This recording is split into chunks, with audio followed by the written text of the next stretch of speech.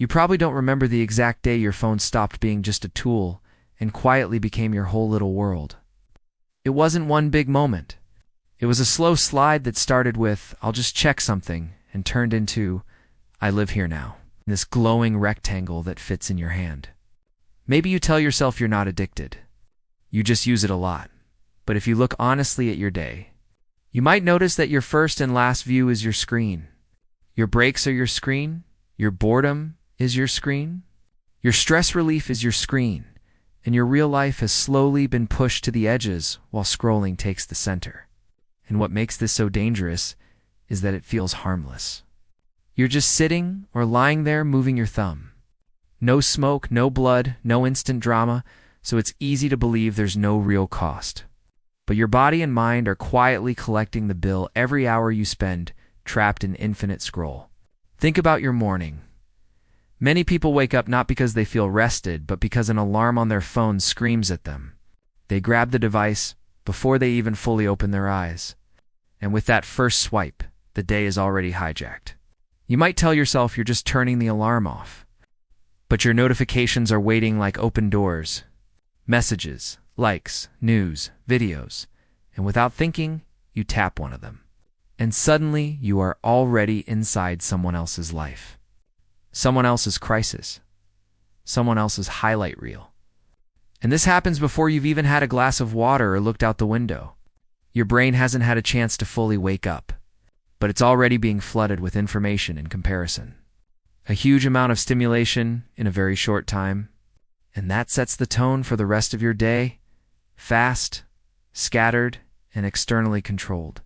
As the day continues, your phone is always nearby, like a second heartbeat, on your desk, in your pocket, next to your plate, by the sink, on the bed, and every small gap in your life gets filled with scrolling, waiting in line.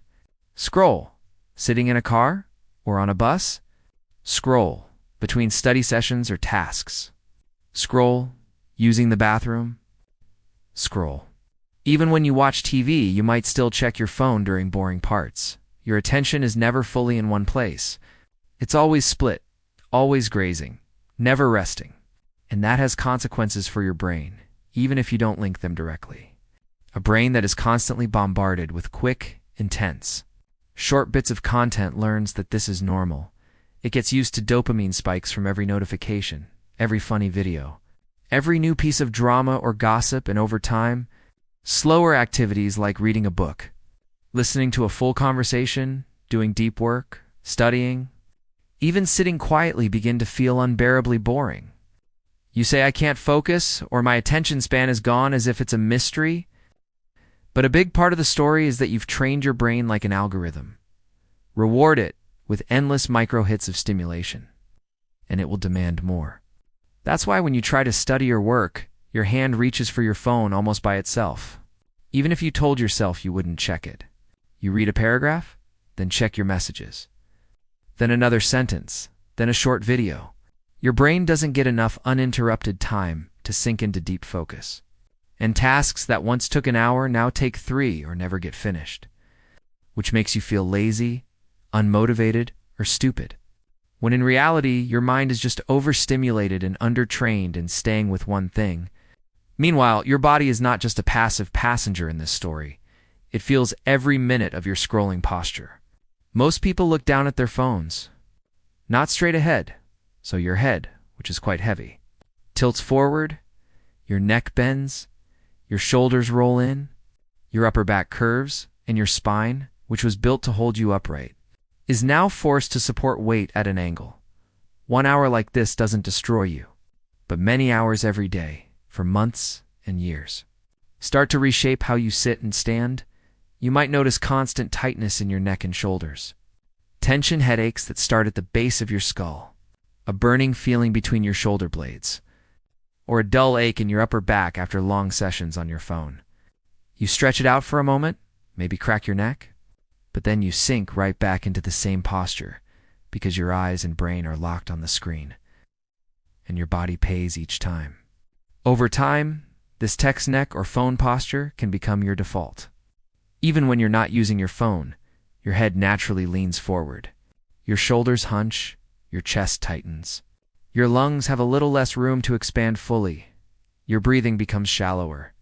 And shallow breathing can make you feel more anxious and tired. It's a loop. The screen pulls you down. Your posture collapses, your breathing suffers. Your nervous system feels more stressed, and then you use the phone more to escape those feelings. Your hands and wrists are also involved. Hours of holding a device and tapping or swiping can lead to strain and stiffness in the fingers, wrists, and forearms, especially if your muscles are weak or you never stretch or strengthen them. You might feel tingling, small pains, or numbness at times, and laugh it off as too much phone. But nerves and tendons don't find it funny. They're being pushed in repetitive ways they were never designed to handle nonstop. Your eyes, perhaps more than anything, are screaming softly for mercy.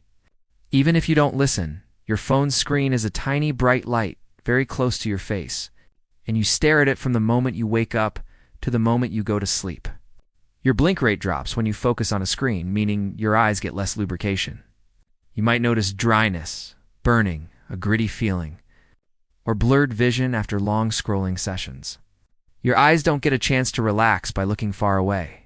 They stay locked in close-up focus, which can contribute to eye strain and headaches, especially when combined with other screens like laptops and TVs.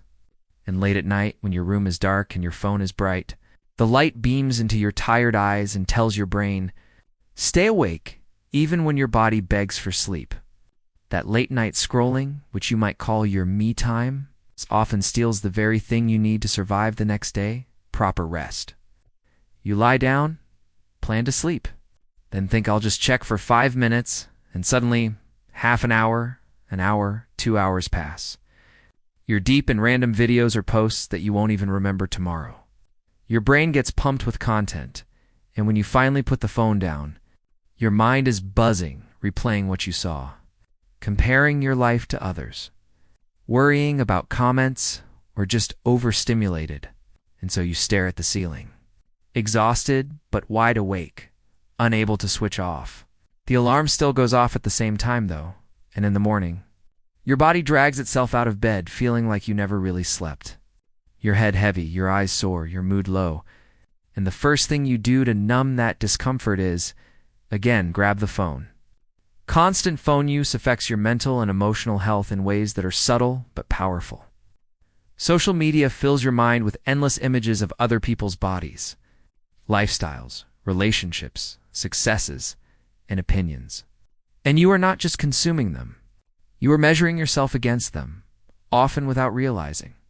You scroll past someone with perfect skin, perfect body, expensive clothes, dreamy relationship, big achievements. And even if you know logically that it's a highlight reel or edited, some part of you still asks, why am I not like that? What's wrong with me? Over time, this quiet comparison can erode your self-esteem, making you feel uglier, poorer, less successful, less lovable, and less interesting than you actually are. At the same time, your phone brings you bad news, arguments, and negativity from all over the world. 24/7s, fights in comment sections, dramatic headlines, people attacking each other and your brain, which evolved to deal with stress in your immediate environment, now has to process stress from strangers in countries you've never visited. Your nervous system can't tell the difference between a real threat and a screen threat very well. So you can end up living in a constant state of mild fear, anger, or sadness, which feeds anxiety and low mood. And then what do you do to escape those feelings? Scroll more. You might also notice that your tolerance for boredom has almost disappeared. Waiting for a friend? Sitting in a waiting room? Standing in line? Sitting in a car? Lying in bed with nothing happening? These used to be small pockets of stillness where your mind could wander. Imagine, reflect, or simply rest. But now, any silence feels like a problem that must be solved by noise and content. You reach for your phone reflexively, not because something important happened, but because you don't remember how to just be. That constant escape from boredom can steal your creativity, because creativity is often born from empty spaces and quiet moments. But your life is filled with buzzing, flashing, talking rectangles. So your own thoughts rarely get a chance to deepen. Your relationships with real people also begin to suffer. When your main connection is through a screen, you might sit in the same room as friends or family, but each person is in their own private digital bubble, laughing at different clips, typing to different people, reacting to different dramas. You are physically together, but mentally alone, and when you do talk, your conversations might be constantly interrupted by phone checks. Wait, let me just reply to this 1 second. I have to take this. Breaking the flow of real connection over and over. Teaching the people in your life that your phone often has higher priority than their face. Over time, this can make relationships feel thinner, less deep, and more replaceable. You might feel lonely even though you're surrounded by chats and notifications, because likes and comments don't hug you, don't look into your eyes, don't laugh with you in the same air. You may even find yourself texting or calling people who are in the same house instead of walking over to them, because it feels easier. But easier is not always better for your heart. On top of all this, constant phone use can affect your productivity and future in very real ways.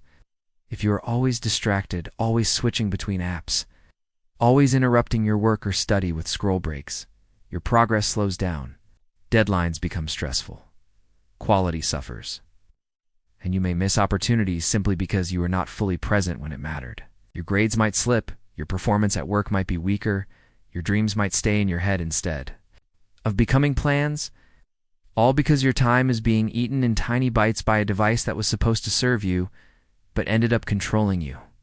You might tell yourself you don't have time to exercise, cook, learn something new, build a project, or rest, but if you checked your screen time honestly, you might see hours each day lost to mindless scrolling that you barely even remember. Physically, mentally, emotionally, and socially, living on your phone all day is like living with a slow leak in your life force. It doesn't kill you in one dramatic event, but it drains your energy, your focus, your self-worth, your relationships, and your time in small invisible drops until you look up one day and wonder where your days, months, and years went. The good news is that your brain and body are not broken forever. They are plastic, which means they can change. They can adapt again if you give them different input. You don't have to throw your phone away and live in a cave to heal. You can start with small, real steps, putting your phone in another room when you sleep so your nights are not lit by blue light and noise. Deciding that the first 10 or 20 minutes after you wake up are screen-free so your brain can arrive in the world before the world arrives in it. Setting simple boundaries like no phone while eating or during certain hours when you work or study. Using timers or app limits, not as prison bars, but as reminders of your own goals. Turning off non-essential notifications so your attention is not kidnapped every few seconds by pings. Choosing to walk or sit without your phone, sometimes so your mind can relearn how to be with itself. At first, you might feel uncomfortable, restless, almost itchy without the constant input. Your hand will reach for your pocket on its own. Your mind will keep asking, what am I missing? Did someone message me? But if you breathe through that discomfort and keep going, you'll find that something interesting happens. Your thoughts start to stretch out again. Your focus gets a little stronger. Your sleep becomes a little deeper. Your neck and eyes feel a little less tortured. Your conversations become a bit more real. Your boredom starts to turn into ideas. You begin to feel like you are living your life instead of just watching other people live theirs on a small screen. Your phone can go back to being what it was meant to be, a powerful tool, not a silent cage. What happens if you scroll on your phone all day is not just that you waste time. It's that you slowly trade your posture for pain, your focus for fragments, your relationships for notifications, your sleep for stimulation, and your real life for a carefully curated digital illusion. But what happens if you gently, consistently pull your eyes up, put the screen down, and step back into your own body and your own moments? Is that you remember something your phone can never give you, the feeling of actually being here, in your own life, with your own senses, in a world bigger than any feed could ever show you.